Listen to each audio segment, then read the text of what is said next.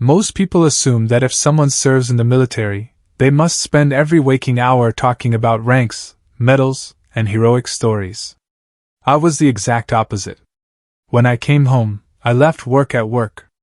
To my 7-year-old daughter, I wasn't an officer. I wasn't a leader.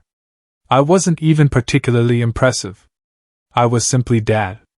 I was the guy who burned pancakes on Saturday mornings, helped with homework, and somehow lost every board game we played together.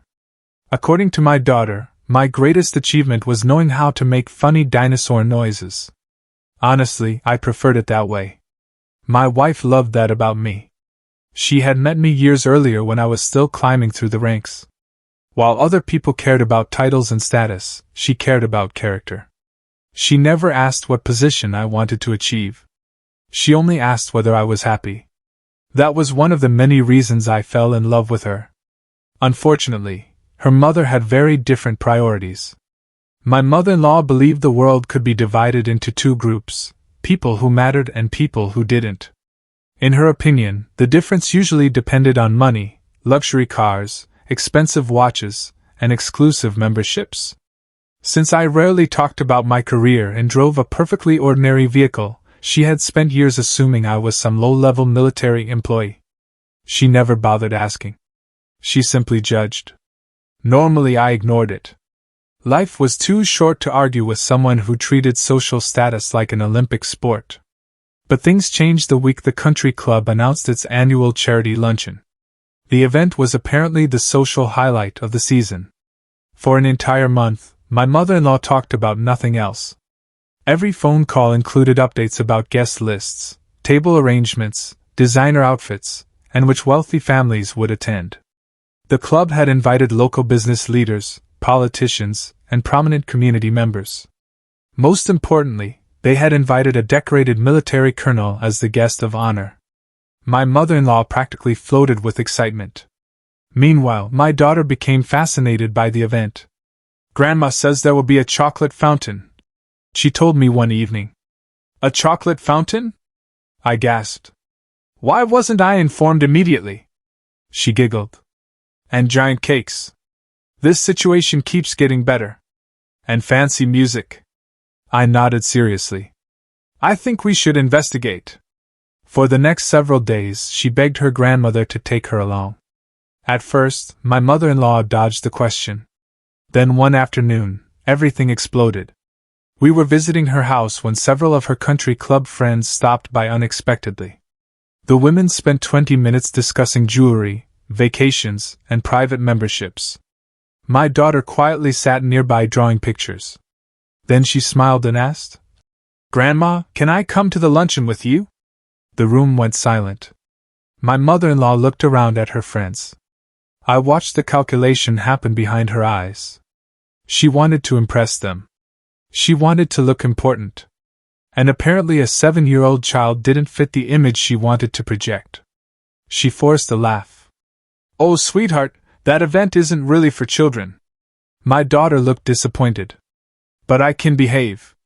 One of the women smiled kindly. "I'm sure she can." That should have ended the conversation. Instead, my mother-in-law made a terrible decision. She rolled her eyes and said loudly enough for everyone to hear, "Honestly, soldiers' brats don't belong at a place like that anyway." The words hit the room like a brick.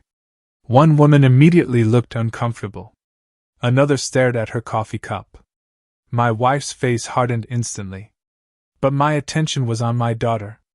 The smile disappeared from her face. She didn't fully understand the insult. She only understood that her grandmother had said something cruel. The drive home was quiet. Halfway there, a small voice came from the back seat. "Daddy? Yeah, kiddo? What's a soldier's brat?" I exchanged a glance with my wife. Then I smiled. "It means you're the daughter of a soldier." She frowned. "Is that bad?" I nearly laughed. "Absolutely not. Grandma said it like it was bad." I reached back and squeezed her hand. "Being part of a military family means being brave, strong, and helping people. That's something to be proud of." She thought about that carefully. Then she nodded. "Okay." A few seconds later she added, I still want to see the chocolate fountain. That made all of us laugh. What neither my mother-in-law nor anyone else at that country club knew was that the distinguished colonel they were all preparing to honor at the luncheon wasn't some stranger. It was me. The morning of the country club luncheon arrived with all the seriousness of a royal coronation. At least, that's how my mother-in-law treated it. By 8 o'clock she had already posted 3 photos online, changed outfits twice, and called my wife 4 separate times to discuss seating arrangements. Apparently the exact distance between her chair and the guest of honor's table was a matter of national importance. My wife listened to the updates while making breakfast. I sat across from her trying not to laugh. "What now?" I asked. My wife lowered the phone. "Your mother-in-law wants everyone to know she's sitting only 3 tables away from the colonel." I nearly choked on my coffee. 3 tables? That's practically family. My wife laughed despite herself. After ending the call, she looked at me with amusement sparkling in her eyes. "You know this is going to be a disaster, right?" "I suspect it might be." Our daughter looked up from her cereal. "Is Grandma still going to see the important colonel?" "Oh yes," I said. "Can I meet him too?" I smiled. "There's a very good chance." The little girl grinned and returned to her breakfast, completely unaware of the secret everyone else was keeping. Meanwhile, my mother-in-law was apparently conducting a one-woman public relations campaign. Throughout the morning, photos and messages flooded social media. One post claimed she had always supported military families.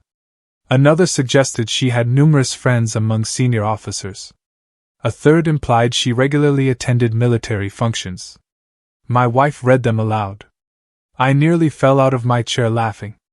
The woman could barely tell the difference between army ranks and football positions. Yet somehow she had transformed herself into a lifelong supporter of military leadership. The irony was magnificent. A few hours later, an official vehicle arrived at our home. The driver stepped out and greeted me professionally. Our daughter watched from the window with wide eyes. "Wow," she whispered. "Do they always pick you up like that?" "Only sometimes." "That's so cool." My wife smiled as she adjusted my tie. For a moment the world seemed wonderfully simple. Just the 3 of us. No social games. No status competitions. No country club politics. Just a family. She straightened my collar and kissed my cheek. "Ready, Colonel? I've survived deployments. I can survive a luncheon." She laughed. "I'm not talking about the luncheon." We both knew exactly what she meant. Neither of us had forgotten what her mother had said. The difference was that we weren't interested in revenge. We were interested in letting reality speak for itself. At the country club, excitement was building rapidly. Guests filled the ballroom. Waiters moved between tables. A string quartet played softly near the entrance. Everywhere people discussed the honored guest. Some talked about military achievements. Others speculated about awards and decorations. Many simply hoped to shake his hand.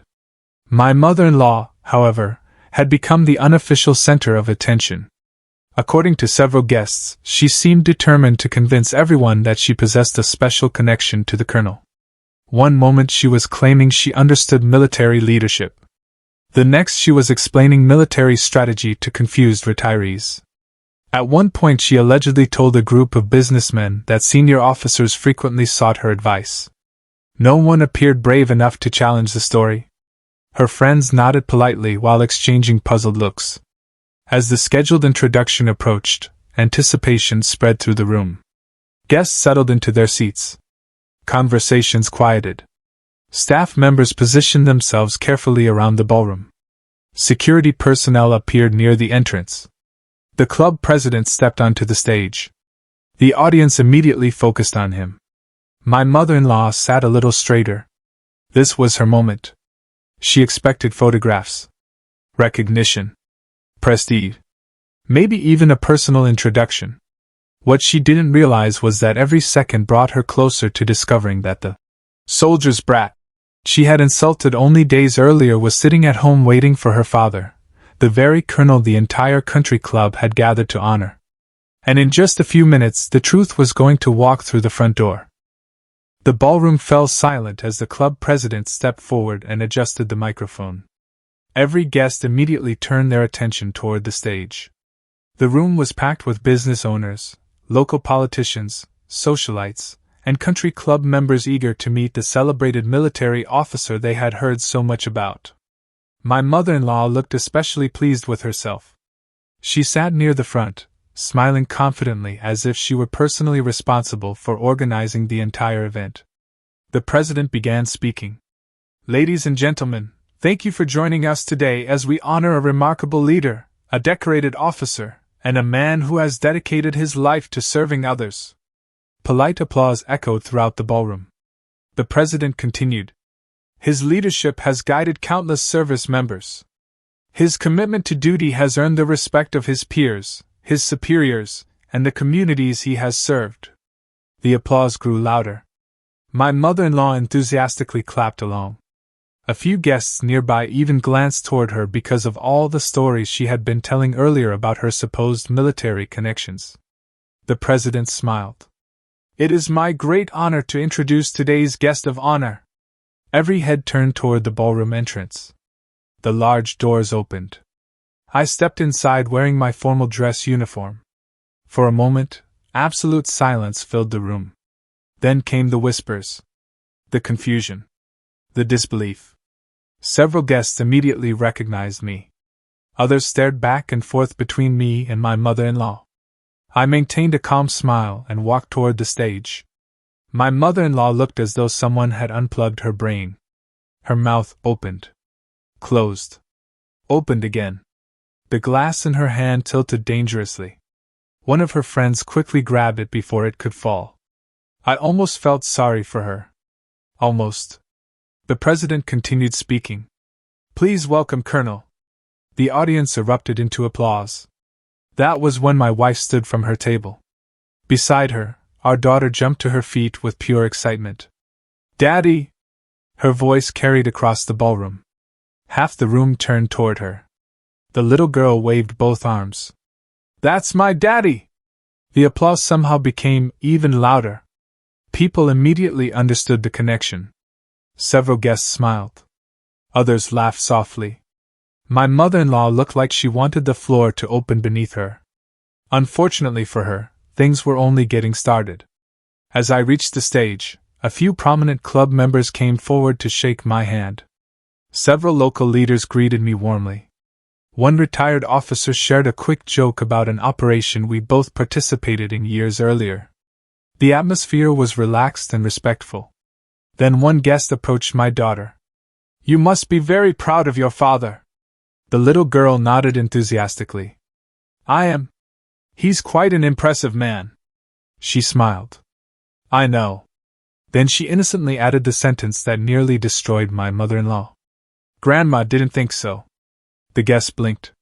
"What do you mean?" My daughter answered with the brutal honesty only children possess. "Grandma said soldiers' brats don't belong here." The surrounding group froze. My wife immediately covered her mouth to hide a laugh. A businessman coughed suspiciously. Someone else suddenly became very interested in the ceiling. Meanwhile, my mother-in-law looked seconds away from spontaneous combustion. "Oh, she didn't mean that," she blurted out. "I absolutely did not mean that." My daughter frowned. "But you did." A few people couldn't hold back their laughter anymore. The situation grew even worse when another guest asked how long I had been in the military. Before anyone else could answer, my mother-in-law jumped in. "Oh, I've always been incredibly proud of his career." The timing was so ridiculous that even I struggled to keep a straight face. The same woman who had mocked military service for years was now trying to rewrite history in real time. The audience wasn't buying it. Fortunately, the focus soon shifted back to the ceremony. When I finally spoke, I kept my remarks simple. I thanked the club for the invitation. I praised the men and women who served alongside me. I spoke about sacrifice, family, and community. Most importantly, I spoke about military families. I mentioned spouses who endured long separations, children who showed incredible resilience, families who quietly supported service members without asking for recognition. As I looked toward my wife and daughter, the room applauded once again. My daughter beamed with pride. My wife smiled warmly. And my mother-in-law sat frozen in her chair, realizing that the soldier she had spent years underestimating was the very man everyone had gathered to celebrate. The luncheon ended with far more excitement than anyone had expected. Guests lingered around the ballroom long after the official program was finished. Some wanted photographs.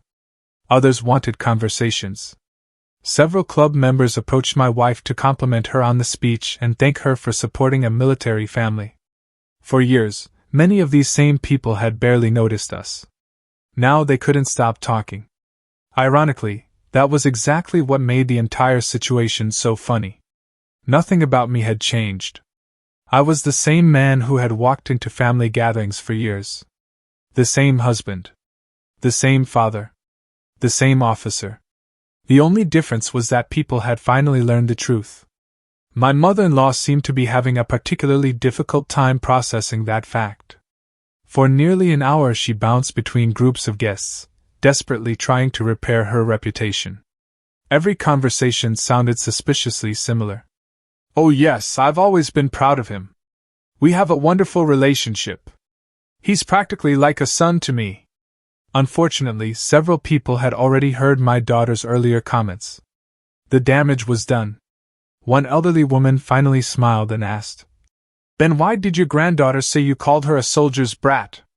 My mother-in-law looked like a computer encountering a fatal error. Well, that was... She searched for an answer. None arrived. The woman politely nodded and walked away. Meanwhile, my daughter was enjoying the greatest day of her young life. She had discovered the chocolate fountain. Nothing else in the universe seemed remotely important. When she wasn't attacking desserts, she was proudly introducing herself to anyone willing to listen. "My daddy is the colonel." She must have repeated it 20 times. Eventually my mother-in-law approached her. For the first time all day, she looked genuinely uncomfortable. Not embarrassed because of the country club. Not embarrassed because of her friends. Actually uncomfortable. She knelt beside her granddaughter. "Sweetheart, can Grandma talk to you for a minute?" My daughter nodded. "I suppose." The seriousness of her response nearly made me laugh. My mother-in-law took a deep breath. "I owe you an apology." My daughter blinked. "For what?" "For what I said the other day." The little girl thought about it. "The soldier's brat thing?" "Yes." Another pause followed. Then my daughter asked the question that completely destroyed what remained of her grandmother's dignity. "If soldiers are heroes, doesn't that make soldiers' brats kind of heroic too?" Several nearby guests immediately burst into laughter. My wife turned away to hide her smile. Even I couldn't keep a straight face. My mother-in-law closed her eyes briefly. The child wasn't trying to embarrass her. That somehow made it even worse. Finally, Grandma laughed too. A genuine laugh. The first honest one I'd heard from her all day. "You know what?" she admitted. "Maybe it does." My daughter smiled. "Okay. I forgive you." Just like that. No resentment. No revenge. No drama. Children have a way of making forgiveness look easy. The rest of us usually complicate it. Later that evening, our family went out for dinner together. The country club drama was already becoming a funny story. My wife sat beside me holding my hand under the table. Every now and then she'd catch my eye and grin. Neither of us needed to say much. We both knew what mattered. Not titles. Not status. Not exclusive memberships. Just us. At one point our daughter looked up from her dessert. "Daddy?" "Yeah?" She smiled proudly. "I'm a soldier's brat." The entire table laughed.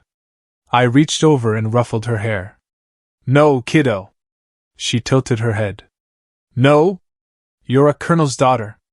She considered that carefully. Then she shook her head. "I like Daddy's girl better." For a moment nobody spoke.